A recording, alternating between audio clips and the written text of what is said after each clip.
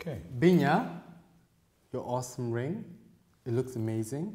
Can we also see your... Thank you for my peacock. Your peacock is fucking phenomenal. Can we also see your... what would we call that? Can we also see your bracelet? That's a glamorous bracelet. I was going to say bracelet. But our toned arms. Our toned arms. Now, what can we say these arms are like? Now, these arms are, as you would call them, very twinky arms. I personally think these arms look amazing. But the problem is I can't quite understand what ethnicity these arms are. They are not white. They are not black. They look to me like they're grey. I have two theories on this subject. Okay. One, this could be an Iranian from Clapham Junction. Yes. Who's been in the gym too long. Yeah. A twink. A twink, yeah. Off the boat. Yeah. But hasn't seen sunlight in 7 years. I think that's a very apropos observation. This could be a plastic alien from another brother from another planet. A brother from another planet. Because I feel like this person is my tribe. Can we just talk about A Brother from Another Planet? Amazing film. It's so awesome. Yeah. Right? Yeah. So this is the mannequin hand that really should belong to a brother from another planet. Cheers. Cheers. Let's go again. Prop. No. We need to do South London style because we're in South London today. Okay. We're in Clapham. So, you have to be like a London Stanley with those like South London hiccups. Brap. Okay. So there we go. So we go brap. I don't know what that is, but no, I shall take it. I don't think you should high five with the braps. No, what are you supposed to do? You're supposed to go like this brap. You know, and you know we rock it basically.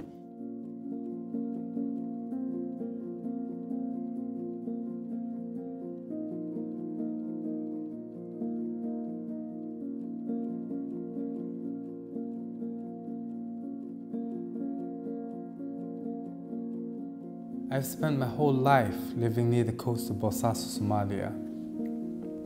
I don't know any other land. While the boat people, those who are hungry for new homes in places like London and Luxembourg, risk their lives on cargo ships, I stand firm on the soil and I tell stories. I tell stories to my daughters about kings and warrior queens, freedom fighters and poets. I tell these stories to remind my children and myself that Somalia is fertile with history and myth. The only seed that needs regular watering is our imagination. My eldest daughter Sultana is in love with another woman. She's 18 and she spends her days working at our kiosk selling milk and eggs, and at night she sneaks out and goes down to the beach to see her lover. She crawls back into bed at dawn, smelling a sea and salt and perfume. Sultana is beautiful, and she wraps this beauty around herself like a shawl of stars. Diriye, now, your book is a love letter.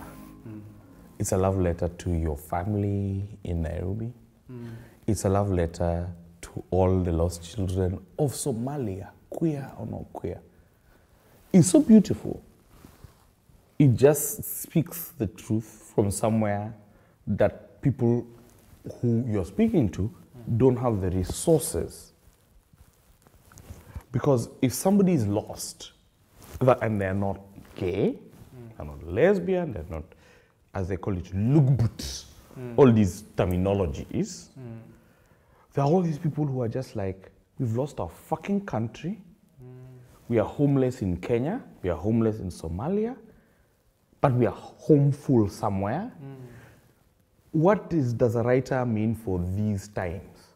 Like, I want to say here, you're then not just the Nuruddin Farah, but you're a global writer for lost people in these times, who are like, inside this retreat to find yourself.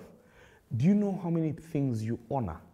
How many Somali fathers in your book you honor, who themselves do not even know what a homosexual is, but you've honored them? How many women and grandmothers and lost people and fallen states and confusion people that you say your shit is real, your shit is valuable, your memory is useful and true. How many people don't even believe that is valid because they're trying to put a scar face on top of themselves to just survive today and tomorrow? When I was writing Fairy Tales for Lost Children, that's exactly what I was trying to do. I was trying to honor people that were very close to me, because when I was writing Fairy Tales for Lost Children, I was very close to my biological family. And it's a very large group of people. You know, I come from a very large family, 12 kids, all in all, you know.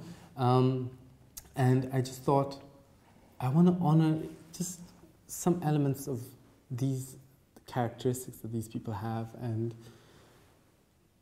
it felt very truthful, but it's also a book that I wrote when I was in my mid-20s.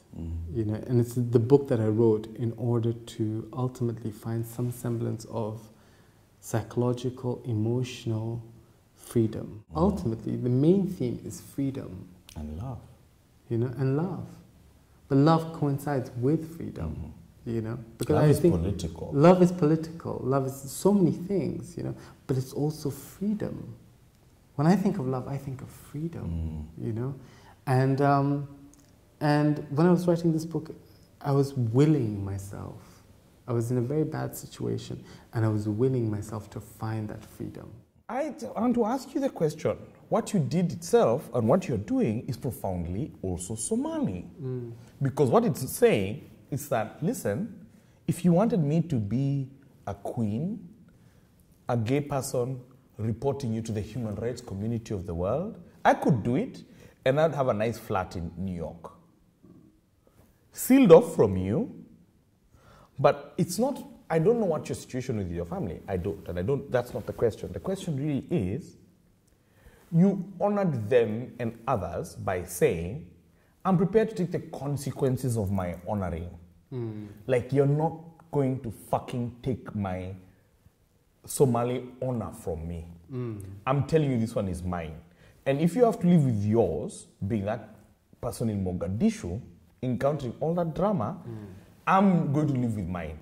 If that means I have to lock my door, if that means I have to do all these complicated things, if that means I have to peer out on Huffington Post every 3 months and go and hide away because there are actual people who want to kill me, I'm not a human rights defender. I'm a Somali activating my honor in all that I know honor means to be a Somali. So I'm like, nobody then can evict you from Somaliness.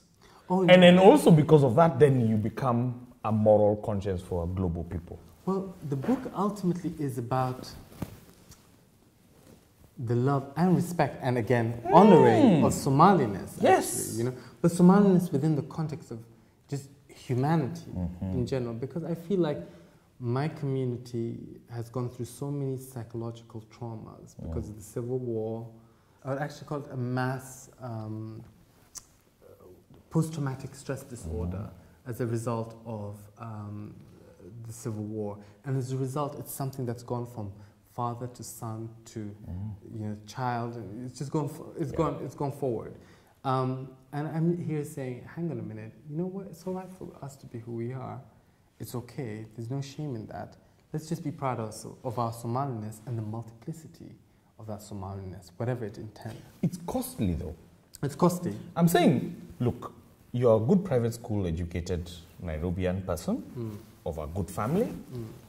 You have every option available to you. You could disappear into the oblivion of being Black British, where you don't have to deal with your Caribbean slavery history, your Somaliness, your Kenyanness, your Nigerianness. I'm just Black British. I couldn't be bothered to know. I couldn't be bothered to deal. That's available to you. You're not someone coming innocent, like an innocent ethnic to the globe. You actually can say, this is what I am. You can be on CNN saying that's what you are. As a Black British person who has some Somali heritage, I would like to tell you Somalis, you understand what I'm trying to say? You're speaking from inside and to the globe. And it's very, very powerful because it's the only place that each person in the globe can only speak from. There's no general. I mean, even being black British is just a transitional phase to activate all kinds of very powerful identities. Yeah. But what has happened is many people of our generation have refused to take responsibility, younger people, for the political responsibility of being from Jamaica or from Ghana, Somalia or from whatever. Yeah. The political impact on their own families, on their own lives, on identity, on many kinds of freedom. And I want to just put on record as a literary person, I respect deeply what you do because it's not just because it's brave. That's like human rights. Yeah. It's that it's true. It's an honest thing that if writers do a most beautiful thing, they make homes for people to live in the future. And humankind is always afraid of making homes. They're afraid, and so they hang into dogma. And what you're telling them is like, you can leave your dogma, come and live free. You're not just telling queers this, you're not just telling Somalis this, you're telling everybody this. It's really powerful. Thank you. For me, my main goal is to cut through the bullshit, which is cut through issues of nationality. Ultimately, at the very end, cut through issues of nationality, race, religion, culture, all of these things, and cut to the core of what makes us ultimately human. I want to just big you up on the fact that you did an amazing, incredible thing by voicing your truth, which is to say, you know what, I'm this incredible human being, and I'm gay, and I'm proud of being a gay African, and let me do my thing. So I want you to talk a little bit about that. The reason I'm being so insistent about this thing is this. You're younger than me, like maybe even fucking 10 years. And in the global space of accountability, hits, the place where hits are made, I'm supposed to be a guy with hits. You understand what I'm trying to say? And then you're like, there's Diriye running from behind the London Marathon with Polari Prize. And then there's Binyavanga there, and Diriye is coming. Diriye's are coming. Like it's some kind of, you know what I'm trying to, that narrative. And we're not here to play that narrative. You're like my uncle. I'm your uncle. Of course you're my uncle. You're my like fucking crazy blonde uncle. Like I go, there's these people in the do you know Diriye? And look at the Facebook page, I'm like, this shit is for real. This guy is for real. I'm like, this is not even coming out. This person, there's like Cleopatra, Somali, Nairobi, Somalia in London on my Facebook page, just doing like, where the fuck do you get beyond that shit? You have a story called Sugar. Like, and tell us a beam of... where in this of pride. world, where has someone taken sugar, the word sugar, and just said, I'm just gonna own this shit, and like, if it's gonna be sugar, I'm not telling you what sugar cool is. Not gay people, straight people. Sugar cool is this black lipstick Cleopatra bite my fucking, I might poison you. Do you even know? If I walk down your street in Mombasa, you'll think I have witchcrafted you. You won't touch me. If I carry my fucking Somali, British, and Kenyan passport at the airport dressed as my sugar, your entire immigration office will move away. you understand what I'm saying? I know what you're saying. Do you know what, for people who have not, like me, who have felt no power to express themselves, what that means? My uncle, or my auntie, or my crazy Somali grandmother. Do you know what it meant? So like, of course I wasn't saying Diriye was in my mind when I was saying I'm coming out, but the fact that you're out there made it so fucking easy. I'm touched by that, thank you. That's what I have to say about that. Can I give you a hug? Yeah! You rock, Binya. Thank you. Thank you. That's awesome. That is my in love his hand.